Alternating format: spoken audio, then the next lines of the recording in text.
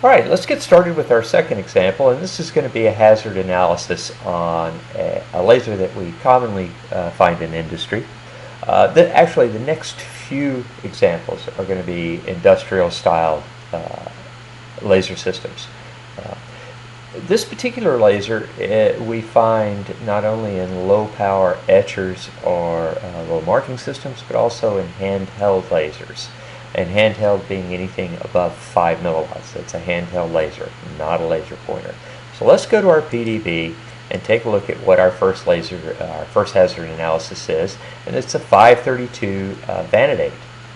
So we're going to highlight this record.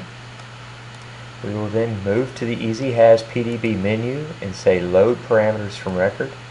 And so we now have that in there. Again, we have the description up here, Laser Hazard Analysis 1.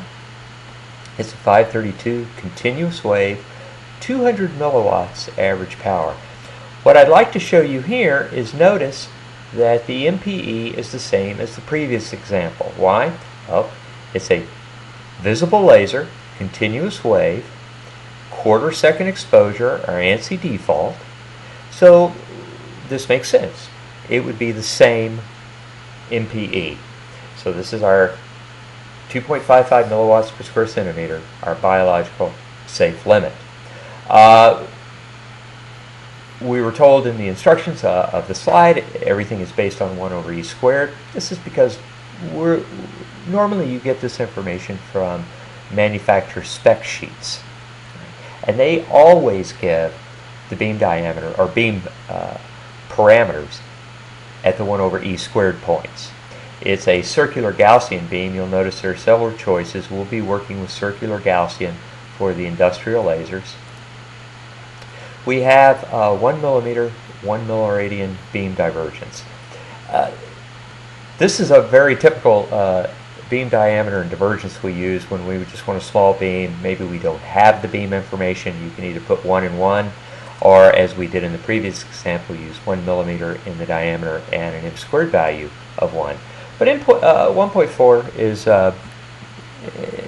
this laser probably has a better m² or beam propagation factor than that, but this will serve our purpose well. Again, we're going to set the observer range to 0. We'll notice that the OD at observer range and worst case OD is 2.31, so we certainly have a hazard from a 200 milliwatt laser. It has an NOHD of just a touch over 141 meters. Let's do our quick sanity check and put 141.3 in as our observer range, and our OD value sure enough goes to 0. The radiance of the limiting aperture is just a touch under 2.5, and so we're pretty good with those numbers are plenty close enough to tell us everything is in order. So I'll put the observer range back to 0. The average irradiance in the limiting aperture is almost a half a watt per square centimeter. So you can see that that's considerably over your MPE, and that's where your OD at 2.3 comes from. Now, you don't normally buy eyewear at OD 2.3, so what would we do? Well, if it's 2.1 or greater, we round up to the next whole OD number. Okay, unless you have some eyewear specially made for you to hit a certain OD value, which in some cases we do when we're doing alignment eyewear. We need to hit something very close, but we'll talk about alignment eyewear much further into the course. So for this particular laser, we would buy an eyewear OD at 2.31. Now, what I want to do quickly is take a look at if I wanted to save this information in a small text file. Let's say I had a question and I'm going to go and I need to ask Pat to take a look at something. What I want to do is save all this beam information in a small file. So I'll save it in a small text file, and we do this by save parameters to file or PDB. We'll say save to file. It brings up an analysis. Now I've already saved all these, and you'll notice I've saved it under LHA1 has already been saved, but this is how you'd save a small text file. Now let me show you how this works. I'll go ahead and save it again. Say replace. Now I'll change the wavelength here to 540. Come up here and say load parameters from file,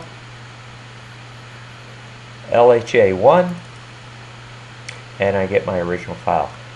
If you want for me to take a look at an analysis you're doing, don't do a screen save of the interface. Send me that text file so I can load it into the software. And that's how you save a little text file. Okay?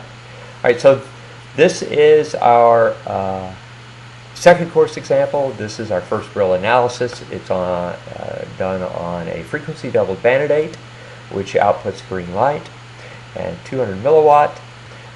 You can commonly buy these online. These are not laser pointers, they're handheld lasers, and you can certainly see why. They represent quite a little hazard. So you can imagine when airline pilots are flashed with this, it can be a concern. Okay? Great.